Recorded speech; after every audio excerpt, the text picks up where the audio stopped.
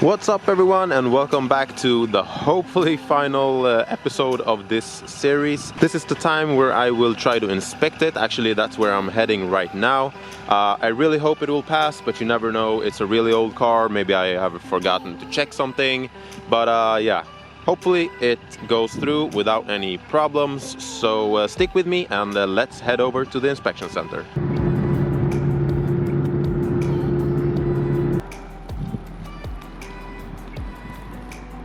And back at the garage, and unfortunately it didn't pass. It only has one fault now though, and that is still with the braking system in the rear. It's uneven. The left side brakes more than the right side, so that's really weird considering I replaced that pinched brake hose or brake line.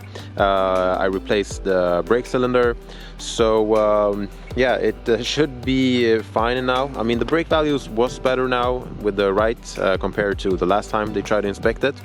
But so yeah, either the problem lies somewhere in the front with the master cylinder or the brake portioning valve, or come to think about it, it is another make and model with the brake cylinder in the left rear wheel, as you could clearly see. So maybe that has something to do with it. Fortunately, I bought two of the brake cylinders that I replaced on the right side, which was more like the original style brake cylinder. So maybe I should just go ahead and replace the left rear brake cylinder as well, even though it looked completely fine, so that the brake values might be a bit more even. So let's just go ahead and try that really quick and try to inspect it again, I guess. Shout out to Oljemagasinet for sponsoring this video series. With code ejoauto10 you'll get 10% discount on everything at the checkout.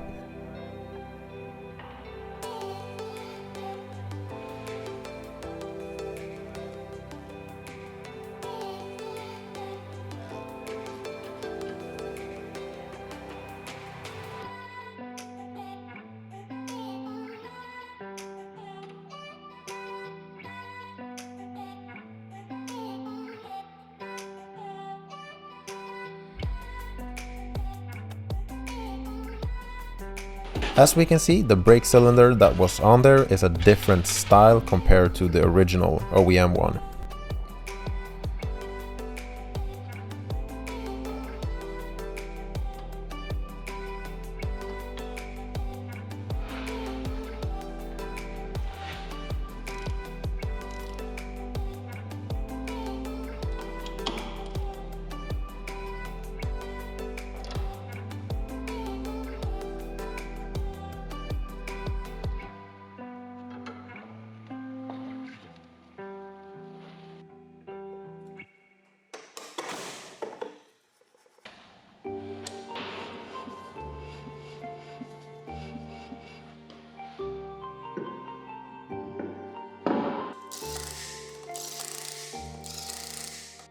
Okay, so I thought I'd make a last effort of just cleaning the brake shoes up and lubricating the contact points, when I saw that this thing right here is bent, and I wasn't sure if that was supposed to be like that, but I checked on the other side and it was not bent like this.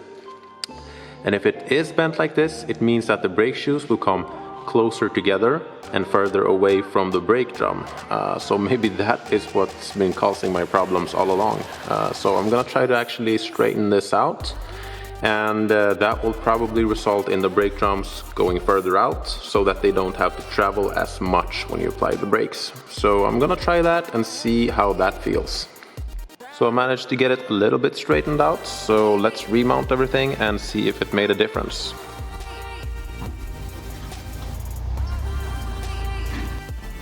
So, are you guys curious to see how it went? It finally passed. Super happy to say it's now road legal and ready to be used as a daily driver if that's what you want. So to wrap this video up and to reward the car a little bit for passing the inspection, I'm going to give it a quick clean. So here we go.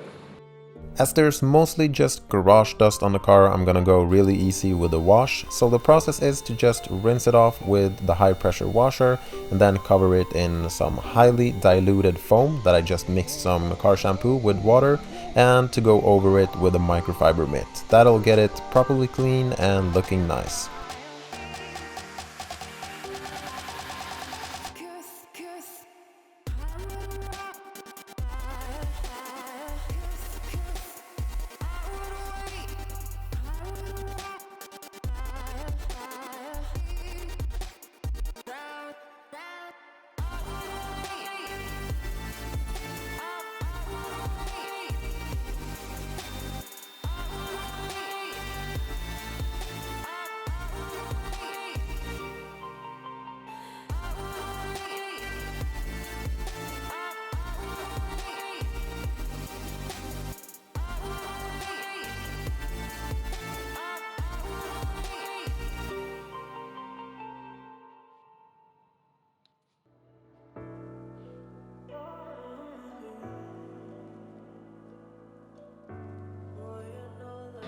So guys, this video series has come to an end. It's a bit sad, but still I'm very happy that I succeeded with the mission for this series, which was to get it road legal.